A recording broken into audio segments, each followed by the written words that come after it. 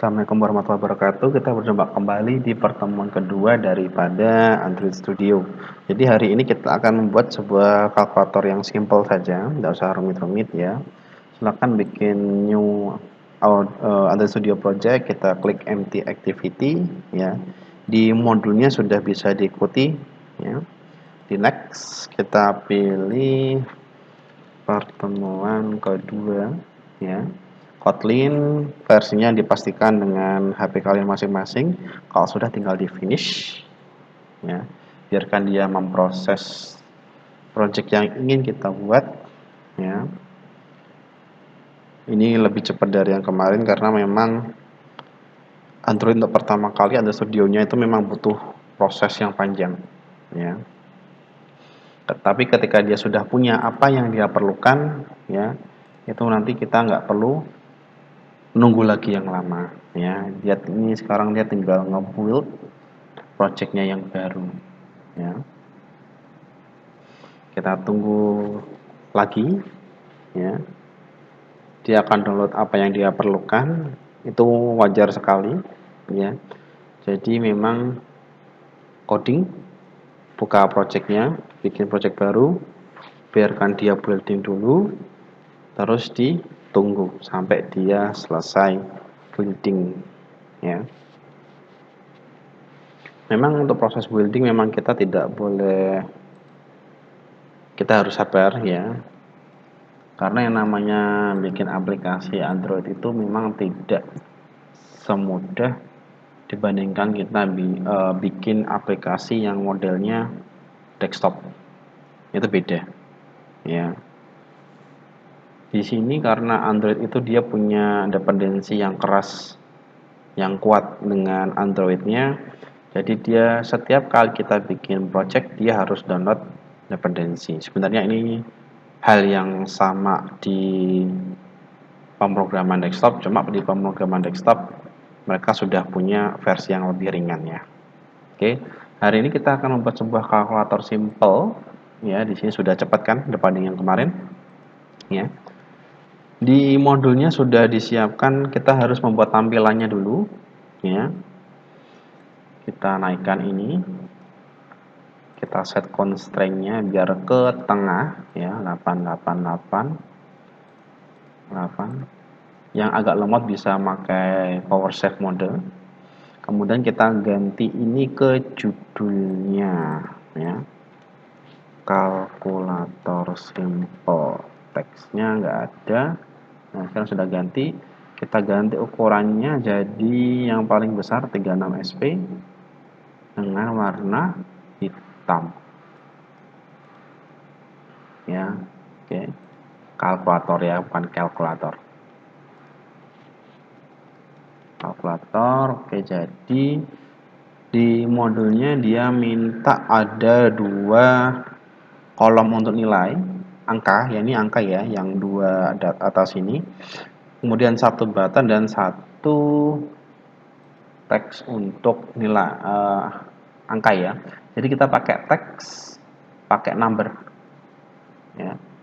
Tarik, lepas ya. Simple aja. Di sini dia butuh constraint, tinggal klik tarik ke atas ya. Klik tarik ke samping. Terus kita set aja 8.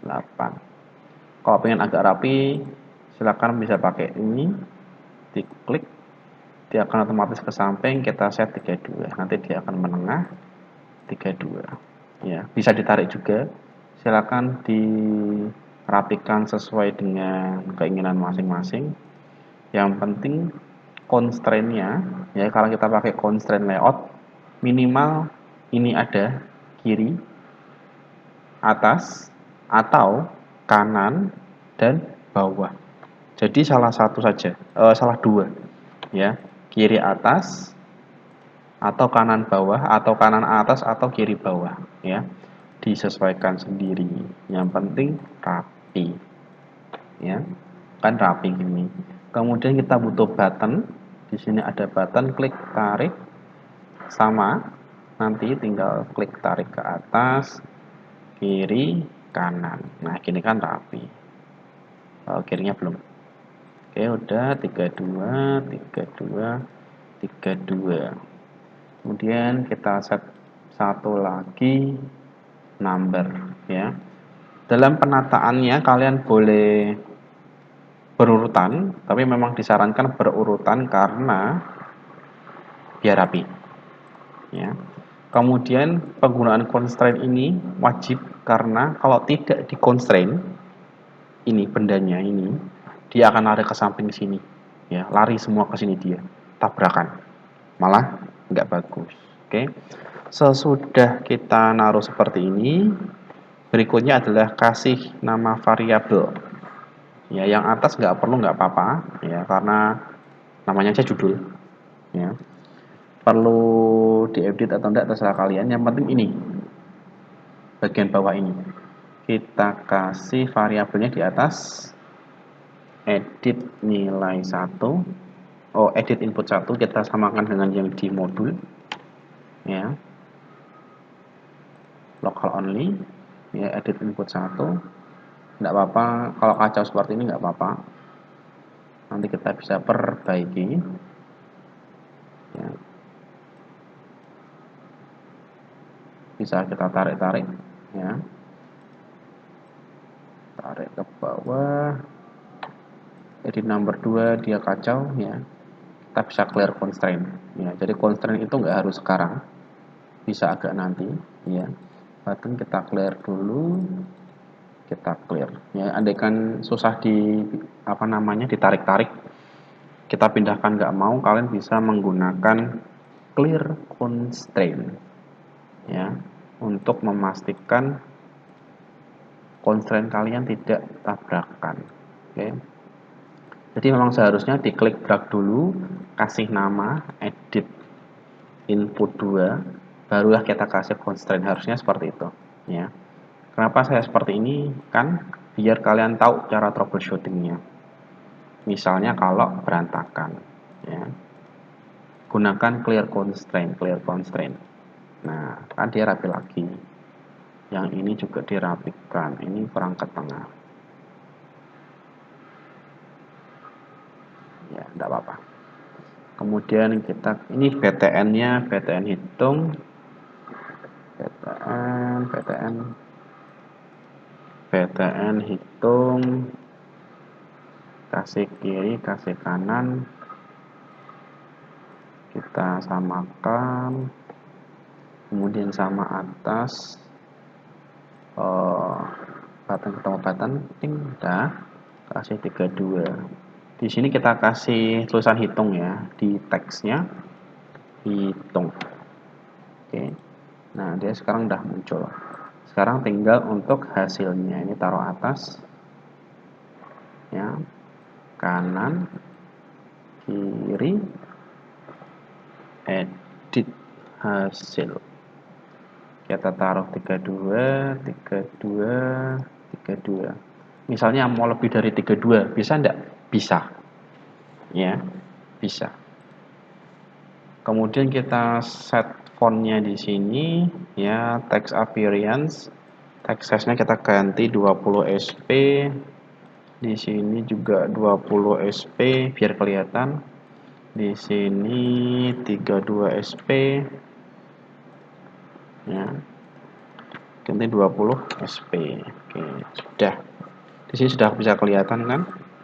Oke. Secara layout sudah selesai, tapi di sini dia belum punya fungsinya. Baru tampilan. Fungsinya sekarang kita pindah ke main activity.kt. Disinilah barulah kita codingnya. Oke. Yang pertama kita lakukan adalah inisialisasi objek yang ada tadi ya.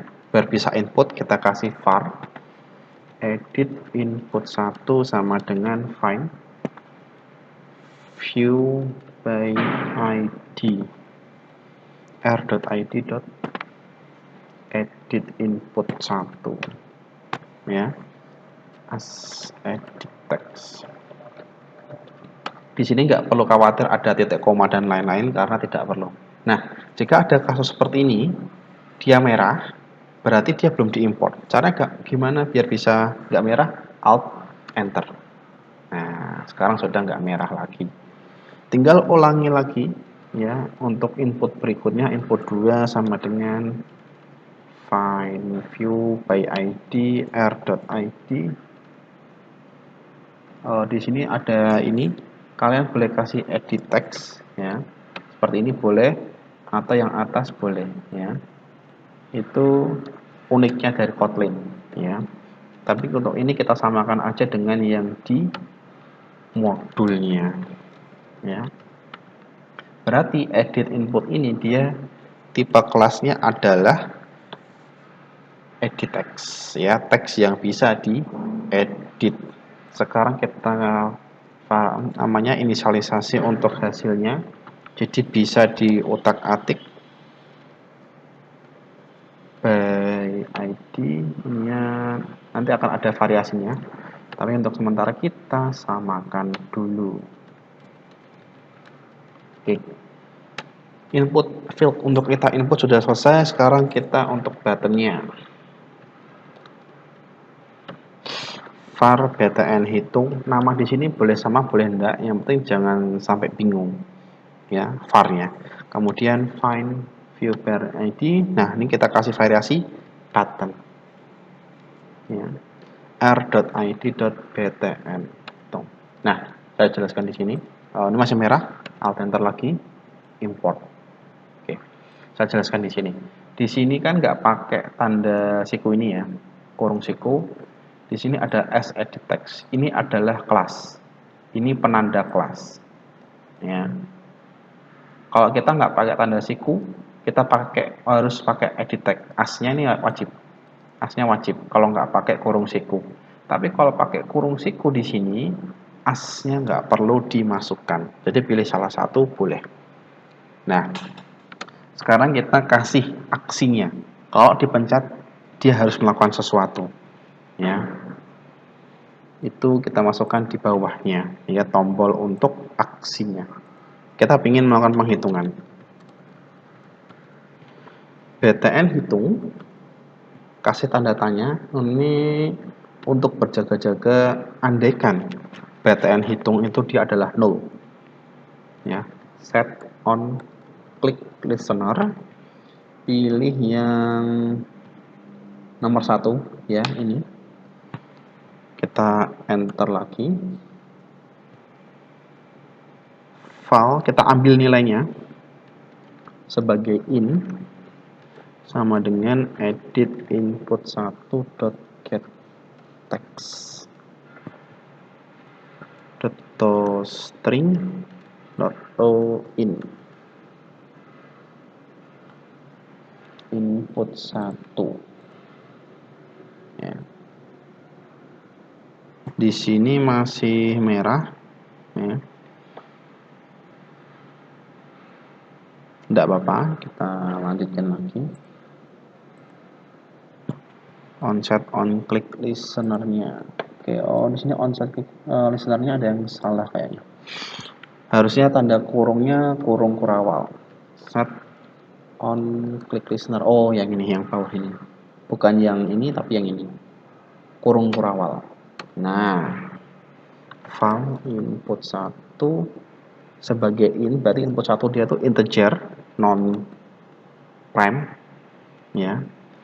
Edit input 1.get text .string .in. Nah, ulangi lagi, kita copy aja nggak apa-apa. Copy, paste, kita masukkan input 2.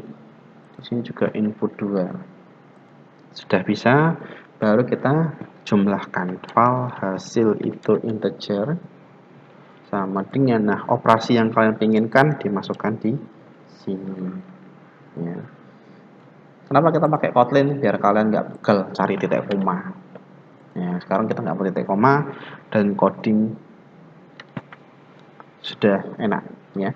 Jadi untuk menampilkan hasilnya tinggal kita edit hasil yang atas tadi, dot set text hasil dot to string. Ingat, hasil kita itu adalah integer, wajib kita konversikan ke toString. Oke, saya jelaskan kodenya di sini. Di sini kita membuat sebuah variabel final, ya. Final dalam arti dia tidak bisa dirubah lagi. Beda dengan var. Var ini bisa dirubah. Tapi kalau var itu yang masih bisa dirubah, val itu final. Tidak bisa dirubah. Ini fix, ini fix. Kita bikin variabel input 1, tipenya integer, final. Tidak bisa dirubah. Ini juga sama. Kemudian kita tambahkan ke hasil yang tipenya integer, terus kita tampilkan tapi dikonversi ke string. Nah, jadi cukup seperti ini. Ya, simple sekali. Kemudian di modulnya compile dan jalankan, ya. Kita buka HP kita lagi, ya. Kita compile.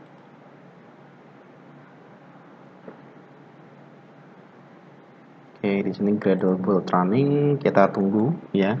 Karena aplikasinya beda, bukan kayak kemarin lagi, jadi masih nunggu lagi. Tapi nggak apa, itulah enaknya, ya. Coding tunggu. Ini cuma sekali saja, karena kalau sudah jadi, ya kita nggak perlu compile tunggu lama-lama. Oke, kita tunggu aja sampai dia selesai.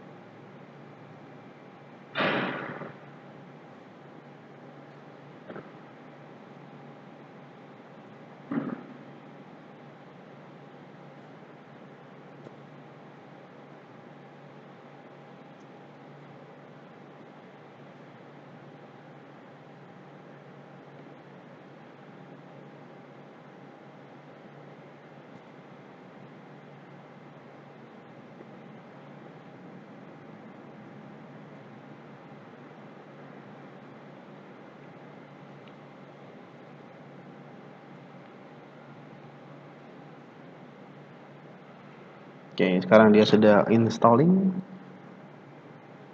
Install lagi, kita tunggu lagi, ya. Biarkan dia menginstal. Oke, install successfully.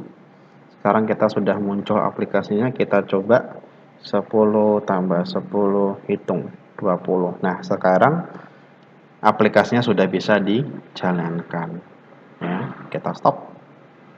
Nah, jadi kurang lebih itu untuk hari ini, di pertemuan ini, ya. Kita berjumpa lagi minggu depan dengan aplikasi yang berbeda, ya. Saya ucapkan terima kasih dan sampai jumpa kembali.